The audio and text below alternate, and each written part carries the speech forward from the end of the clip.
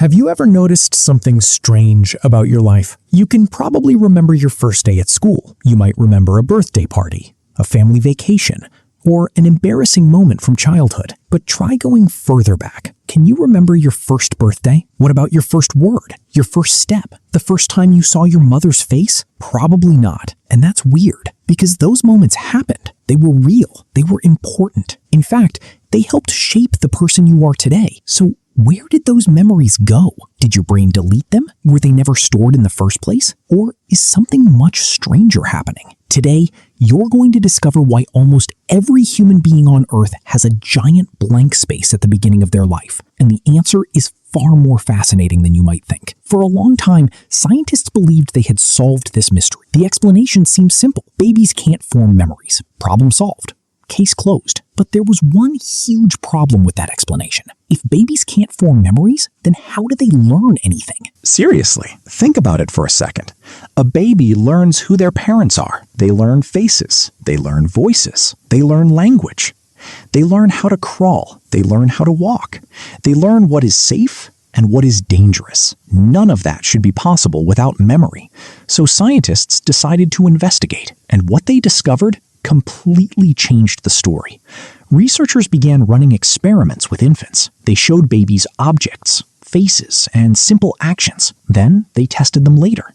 The results were surprising. Babies remembered much more than anyone expected. They recognized familiar faces. They noticed patterns. They remembered actions they had seen before. Some memories lasted for days. Some lasted even longer. Suddenly, the old explanation didn't work anymore. Babies clearly could form memories, which created an even bigger mystery. If babies can create memories, why can't adults remember being babies?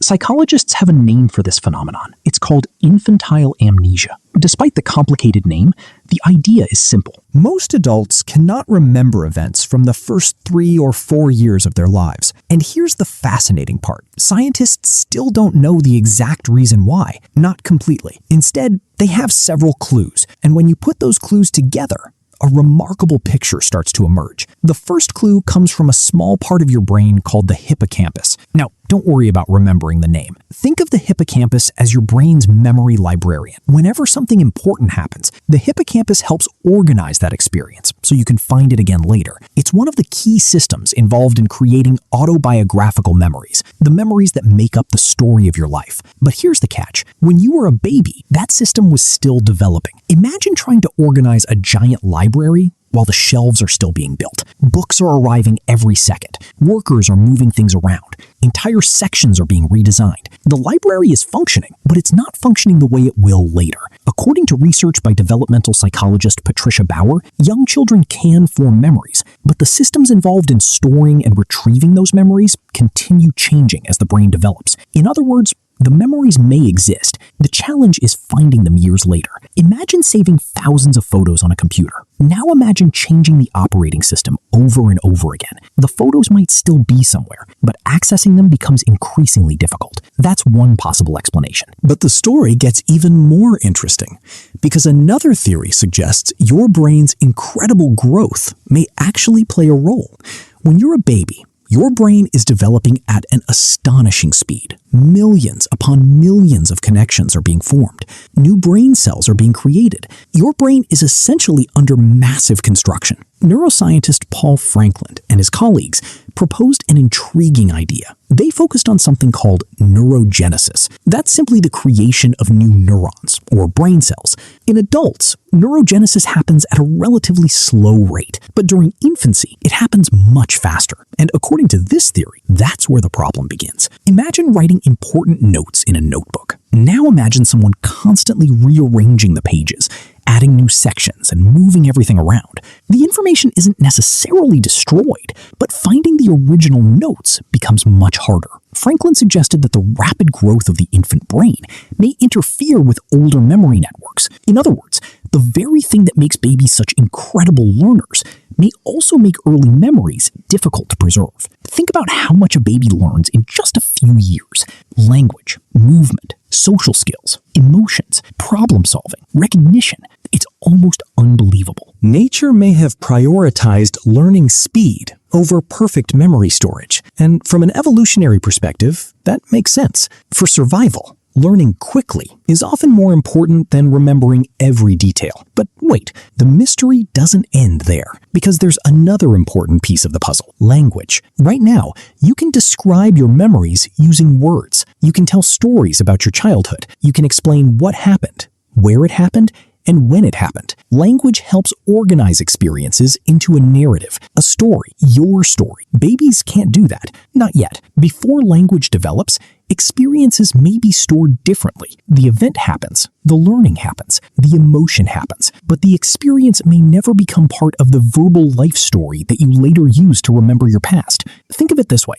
Imagine someone gives you an important document, but it's written in a language you don't understand. The information exists, you just can't easily access it. Some scientists believe your earliest experiences may be stored in a somewhat similar way, not gone, just difficult to translate into adult memory. And this leads to perhaps the most fascinating question of all. What if those memories aren't actually gone? What if they're still there? Recent research has made this possibility even more interesting. Studies involving researchers such as Nicholas Turk-Brown at Yale University suggest that infants may be capable of encoding experiences using the hippocampus much earlier than scientists once believed. That's a big deal, because it suggests the issue may not be memory creation, it may be memory retrieval. In simple terms, your brain may have stored more than you realize. The challenge is accessing it decades later. Think about an old video file saved on a computer from 20 years ago. The file still exists, but the software needed to open it may no longer be available. Some scientists think early memories may be similar, stored somewhere, but extremely difficult to retrieve. Now, it's important to be honest. Scientists haven't completely solved this mystery. There isn't one single explanation that everyone agrees on. The answer may involve hippocampal development, it may involve neurogenesis, it may involve language, or it may involve all of them working together. What researchers do agree on is that your earliest years were anything but empty. In fact, they were some of the busiest years your brain has ever experienced. You don't remember learning your first language, yet somehow you learned it. You don't remember recognizing your parents for the first time, yet you did. You don't remember countless experiences that shaped your understanding of the world, yet those experiences helped create the person you are today. And that's the real twist. Most people think memory exists to preserve the past, but your brain isn't a recording device. It's a survival machine. Its goal isn't to remember everything. Its goal is to learn what matters. Sometimes the lesson stays even when the memory disappears. The knowledge remains. The details fade away. So the next time you wonder why you can't remember being a baby, remember this. The mystery isn't that your childhood memories disappeared. The mystery is that your brain learned so much before you were ever able to remember it. Those missing years weren't empty. They were some of the most important years of your life. Your brain was building itself, learning at an incredible speed, creating the foundation for everything you would eventually become. The memories may be out of reach, but their effects are still with you every single day. And maybe that's the strangest part of all. The chapter of your life you can remember the least may be the chapter that shaped you the most. If you watched until here, tell me in the comments, what's the earliest memory you can remember? I'd genuinely love to know. And if you enjoyed this video, please like, share, and subscribe to the channel. It helps a lot and lets me create more videos like this. Thanks for watching, and I'll see you in the next video.